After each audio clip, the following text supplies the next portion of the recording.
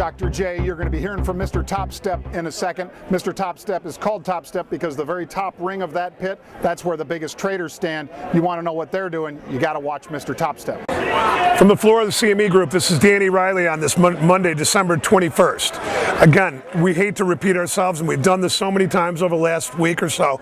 We are into slow-mo.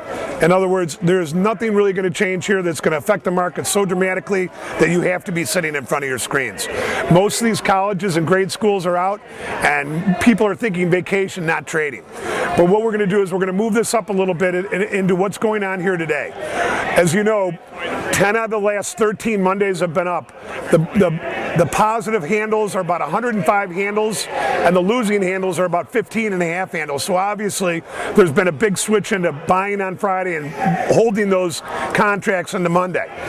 Right now, we're up 15 handles. We're getting up toward the contract highs. And to tell you the truth, there isn't a seller in sight.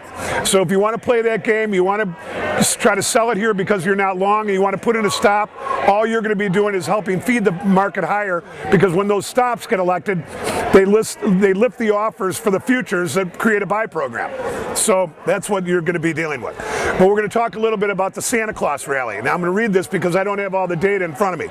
But the last 5 trading days of the year and the first 2 trading days of January are called the Santa Claus rally. Now we're already up over 1.5% here today, but if that works, these 5 to 7 trading days usually account for a gain of about 1.4% from 1969 to current. But here's the flip side of this.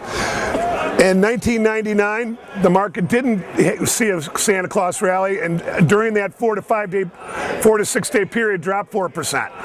And in 2000, when we didn't get it, in fact, it's on January 14th of 2000 started a 33-month decline. So there's a tendency here that historically, if things don't kind of mesh exactly the way they are going into the end of the year, as far as the way the bulls see the market, and we get a little negative selling going into the year, it quite possibly could start out some type of sell-off either in January or in the first quarter of next year. Right now, we see no reason to get in front of this. Nothing has changed. Dubai is out of the way. Some of these numbers that we had last week that didn't mesh up, the euro currency that was selling off, it's all part of a game that people lightening up their books going into the end of the year. And as we can see right now, there's only about 40 locals in the pit of the S&Ps, and volume in the big contract is 4.4 thousand. When you take out the Globex volumes out of the 709,000 minis that are traded, it comes into about 750, even lower than that. It comes in about 550,000. So we're not seeing anything here. Over in the Eurodollar options, we have about 58,000 traded. In the 10-year options, we have about 10 or 15,000 traded. It's our guess that most people have closed their books for the year. It's only going to be the nutbags like us on the floor trying to scratch a little thing out going into the end of the year. But our advice is don't trade. Don't lose money going into the end of the year. Make your Christmas holiday a good one and stay away from this. Thank you.